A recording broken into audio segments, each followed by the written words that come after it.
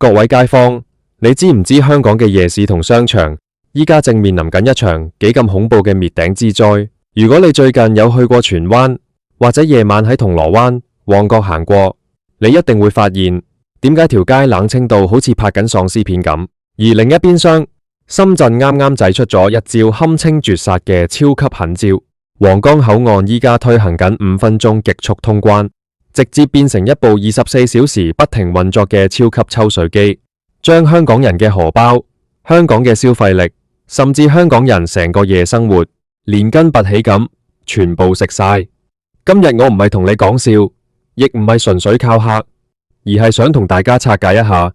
呢個正在發生，而且避無可避嘅深港消費大變局。如果你覺得依家香港嘅零售業同飲食業已經夠慘，咁我同你講，最壞嘅時間原來仲未到，大家不妨回想一下以前嘅香港，夜晚11、2點，街上依然係燈火通明，大排檔、糖水鋪、酒吧全部坐滿人。但依家呢，夜晚9點未到，商場入面嘅名牌鋪頭已經開始拉閘，條街靜到連落針都聽到。最典型嘅例子，莫過於荃灣區嗰個一向被網民封為死場之冠嘅商場。嗰度足足死咗8年，依家直情變埋鬼城，成個商場行幾圈，除咗保安之外，基本上連鬼影都冇字。原本大家以為呢啲只係個別商場經營不善，或者係3年疫情之後嘅後遺症，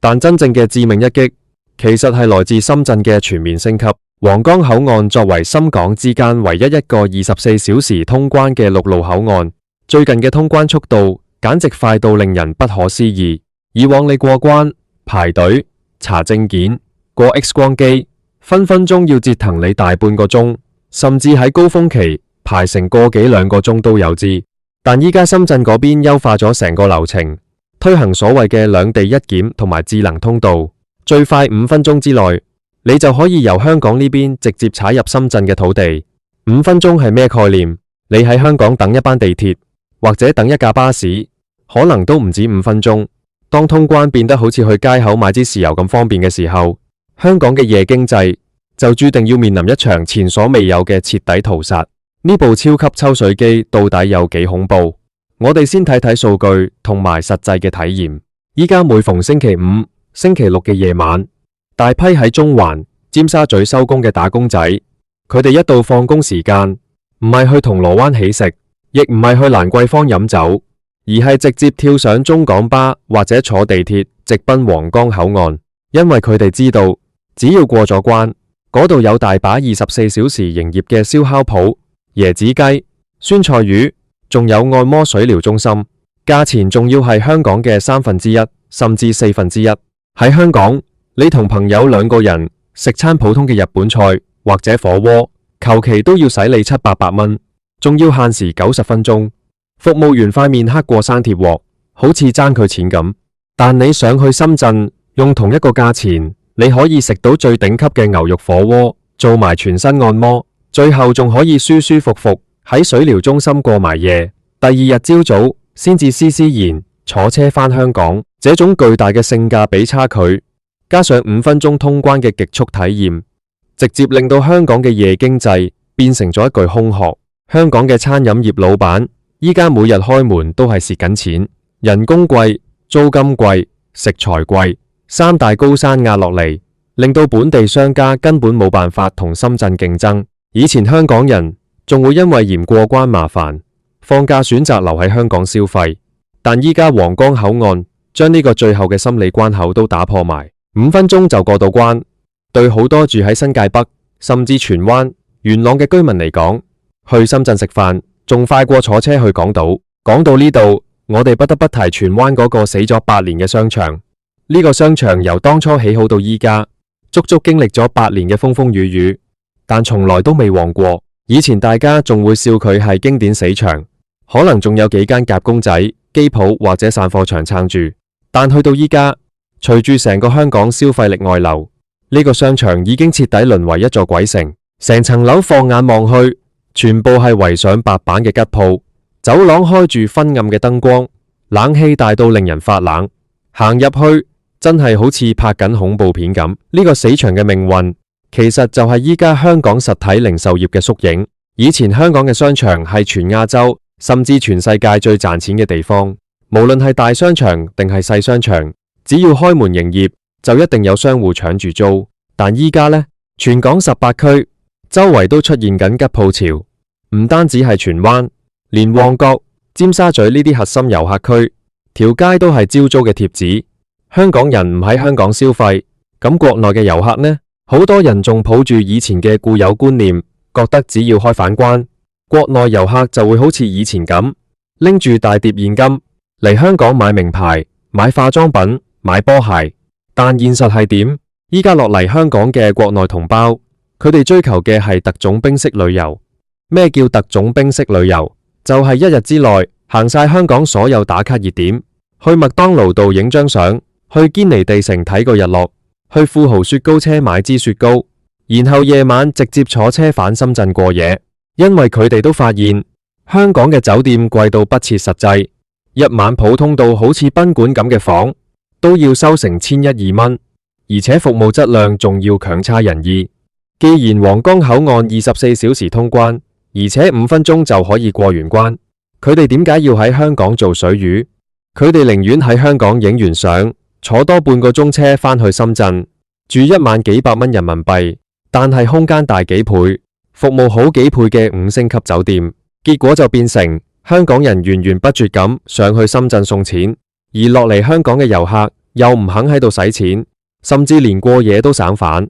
香港成個經濟體系就好似被皇崗口岸呢部超級抽水機插住咗一根粗大嘅吸管，體內嘅資金同血液正以極快嘅速度被抽乾。面對呢種情況，香港特區政府之前亦都出咗好多招數，例如搞咩香港夜繽紛，喺灣仔、尖沙咀海旁起一堆檔口，賣魚蛋、賣燒賣、賣手工藝品。當時成個社會都討論得好熱烈，有人覺得可以刺激到市道，但更多嘅人係冷眼旁觀。結果正如大家所見，熱潮一過，海旁嘅檔口散晒，香港嘅夜市依然係一片死寂。點解？因為根本治標不治本。你叫香港人留喺度消費，你首先要俾到人一個留低嘅理由。你喺灣仔海旁賣幾粒燒賣，要收人30幾、40蚊，但同樣嘅價錢，人哋上去深圳可以食到一大盤熱辣辣、份量足、味道好嘅砂鍋粥。當消費者唔係傻嘅時候，呢種全方位嘅落差，單憑幾個短期嘅夜市集根本就扭轉唔到。而且最令人憂慮嘅係，呢種北上消費嘅習慣已經由原本嘅貪新鮮變成咗香港人依家生活嘅新常態。以前大家可能一個月上去一次，當係短途旅行，依家係每逢星期五放工，大家自自然然就會喺微信群組度問今晚邊個上深圳、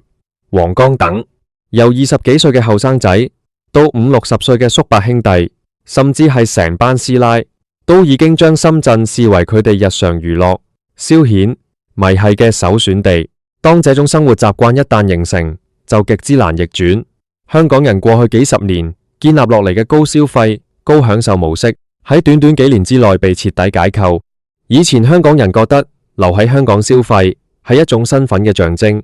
依家大家反而覺得邊個留喺香港做水魚，邊個就係傻仔。這種社會心理嘅轉變，對於香港嘅夜經濟、零售業、餐飲業嚟講，先至係最致命嘅屠殺。我哋再將個鏡頭拉返去荃灣嗰個8年死場，有好多本地嘅經濟學家或者分析師，成日喺電視度講話香港商場之所以唔掂，係因為網購盛行，係因為淘寶、拼多多搶走咗實體鋪嘅生意。但呢個講法其實只係講對咗一半。網購確實對實體零售有衝擊，但點解深圳嘅商場依家可以開到遍地開花，每一個新開嘅商場都人山人海，連香港人都塞爆埋佢哋嘅商場。深圳嘅網購發展得比香港仲要早，仲要成熟。如果網購係實體店嘅唯一殺手，咁深圳嘅商場應該一早死晒啦。點解人哋反而越做越旺？答案好簡單，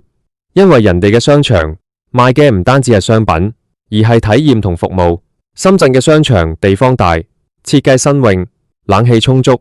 而且入面嘅配套設施極之完善。你可以喺入面睇戲、滑雪、賽車、做手工，甚至去室內動物園。相反，香港嘅商場幾十年嚟一成不變，行嚟行去都係嗰幾間連鎖金鋪、藥房、連鎖服裝店。對於依家嘅後生仔嚟講，行香港嘅商場根本就毫無樂趣可言。加上好多商場為咗賺盡租金，將所有公共空間都填滿晒檔口，連張凳坐下休息都難過登天。這種極度不友善嘅空間設計，再加上高昂嘅物價，自然會將消費者推走。當荃灣嗰個商場死咗8年，發展商依然冇諗過要與時並進，依然只係識得坐喺度等客上門，或者用舊嗰套方法去招租，結果咪就係變成了今日嘅鬼城。當一個區之內最大或者最有潛力嘅商業空間都變成咁嘅時候，周圍嘅街道、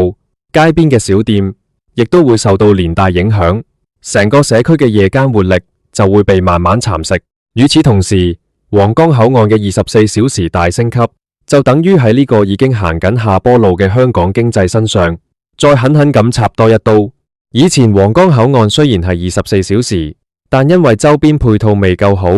而且過關手續繁複，好多人夜晚如果唔係有急事，都未必會選擇喺深更半夜過關。但依家深圳政府眼光放得好遠，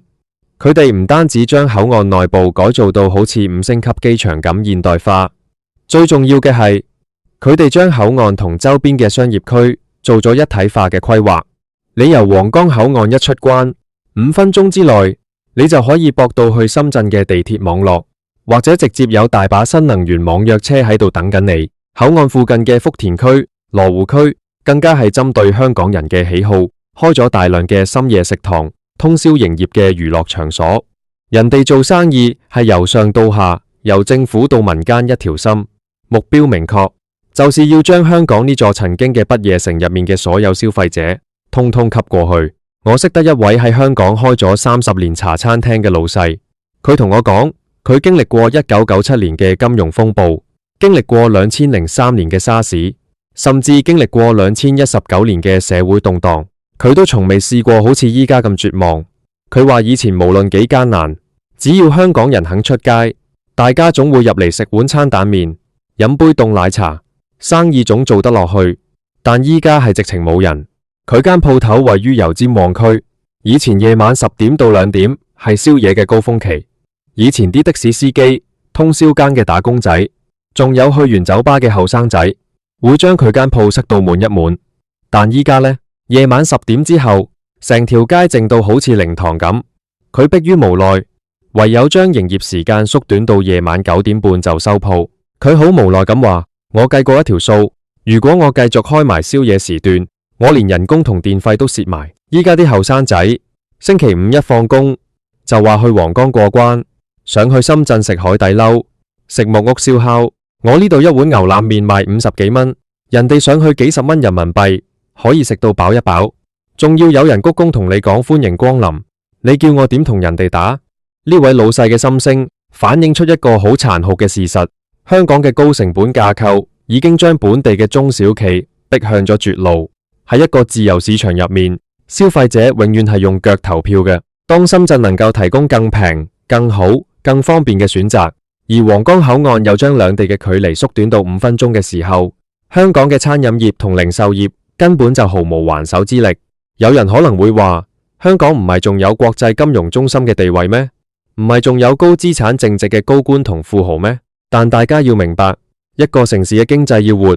靠嘅絕對唔係少數富豪買名牌包包或者炒樓，而係靠龐大嘅中產階級同基層市民嘅日常消費。呢班人先至係撐起香港經濟、撐起夜市嘅主力軍。依家恰恰就是呢班最具有消費活力嘅中產同後生仔，成為了皇崗口岸那部超級抽水機最主要嘅吸納對象。當全香港最肯使錢、最中意夜生活嘅一班人，每逢放假就自動自覺將幾千蚊、幾萬蚊嘅消費力帶去深圳。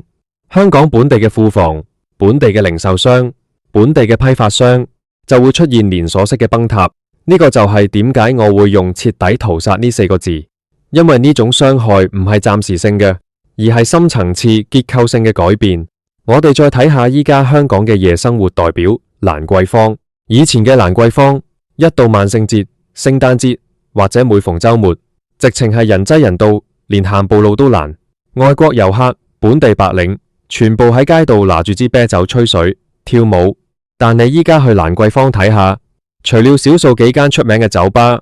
仲有些少人之外，好多鋪頭都係拍緊烏蠅，甚至連一啲喺蘭桂坊做咗10幾20年嘅老牌夜店，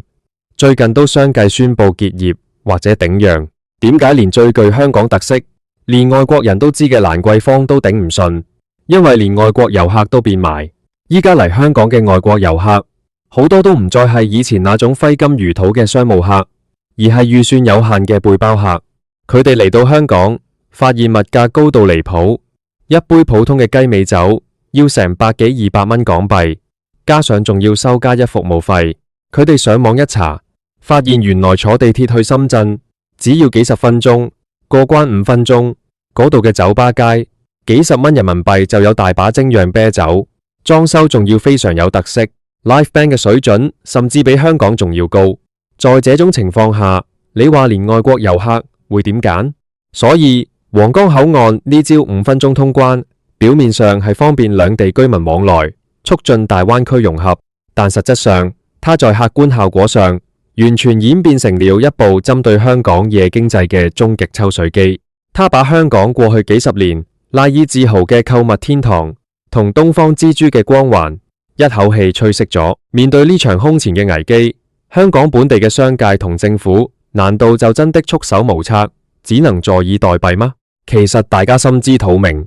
要救香港嘅夜經濟，絕對唔係求其辦幾場活動，請幾個明星唱歌，或者在海港城放幾次煙花就可以解決問題。問題嘅根源係於成個香港嘅社會架構同物價水平已經同實際嘅經濟能力脫節。過去20幾年，香港過分依賴地產經濟，導致地租高企，不論是商場、地鋪還是寫字樓，租金都貴到一個不合理嘅地步。而呢些高昂嘅租金最終全部轉嫁去消費者身上，一碗麵、一件衫、一晚酒店，入面有超過一半嘅成本其實係幫老闆俾緊租俾地產商。當以前香港經濟好，大家慳錢容易嘅時候，呢個矛盾仲可以被掩蓋，但依家全球經濟放緩，香港人嘅人工無點加，甚至面臨裁員、減薪嘅壓力，大家自然就會變得精打細算。當大家發現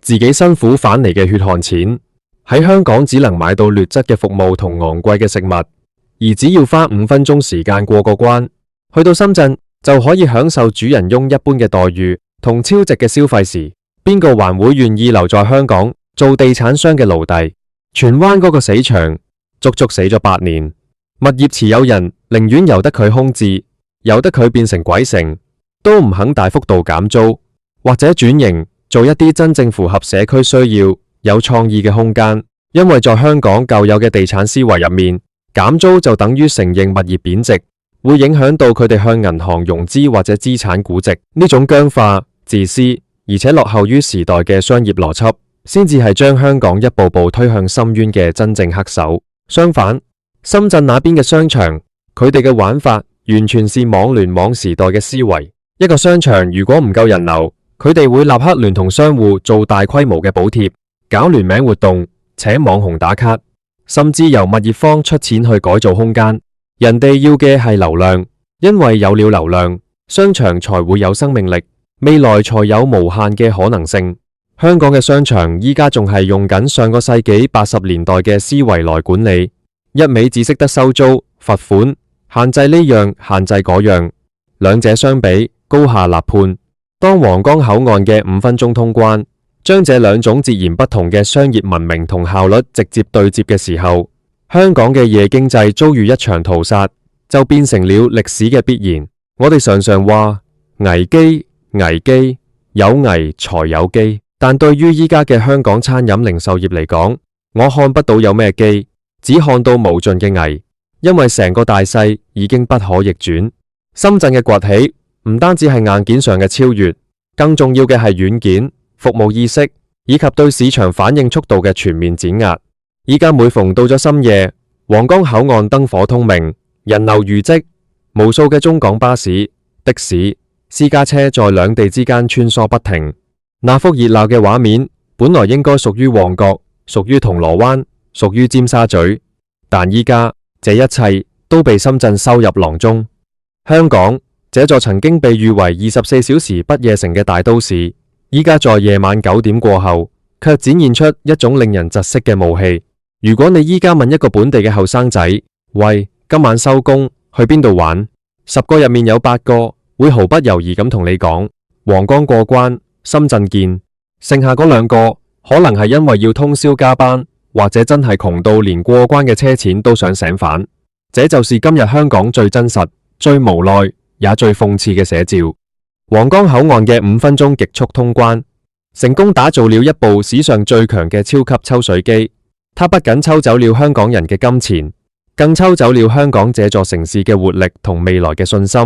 而荃灣呢座死咗8年，依家徹底變成鬼城嘅商場，則像是一座巨大嘅紀念碑，默默地記錄着香港實體經濟在時代巨輪之下是如何被無情地碾碎，如何一步步走向落幕。這場對香港夜經濟嘅徹底屠殺，